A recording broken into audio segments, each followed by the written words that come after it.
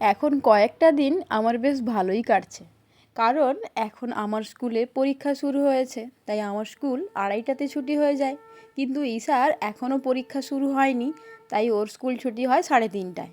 তাই মাঝের এই প্রায় 1 ঘন্টা মতো সময়টা আমি নিজের মতো করে কাটাতে পারি। বহুদিন পর বা হয়তো এই প্রথমবার কাজ আর বাচ্চার ঝামেলার বাইরে এই যে 1 ঘন্টা করে সময় পাচ্ছি, এটা আমার কাছে বিশাল বড় পাওনা। স্কুল থেকে ফিরলেই আমি প্রথমে ছুটে আসি আমার এই বাগানে।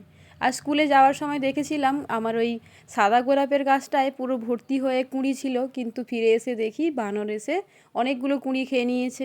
আর ওই মেরুন গোলাপের গাছটার কতগুলো পাতা খেয়ে নিয়েছে। তবে ভাগ্যটা খুব ভালো, এখনও পর্যন্ত লাল গোলাপের কুঁড়িগুলো রেখেছে। তো যাই হোক, বাড়িতে ফিরে একটু ফ্রেশ হতে না হতে আবারও আমার টিউশন পড়ানো ছিল। আর এখন টিউশন শেষ করে উঠেছি। এখন সন্ধে প্রায় 5টা মতো বাজে। এখন আমি যাব ঈশাকে আনতে। আর স্কুল ছুটির পর ঈশাকে বাড়ি আনতে হয়নি। ঈশা স্কুল থেকে সরাসরি চলে গেছিলো নাচ শিখতে। ঈশার যে নাচের আন্টি রয়েছে সেই তাকে স্কুল থেকে তার বাড়িতে নিয়ে চলে গেছিলো।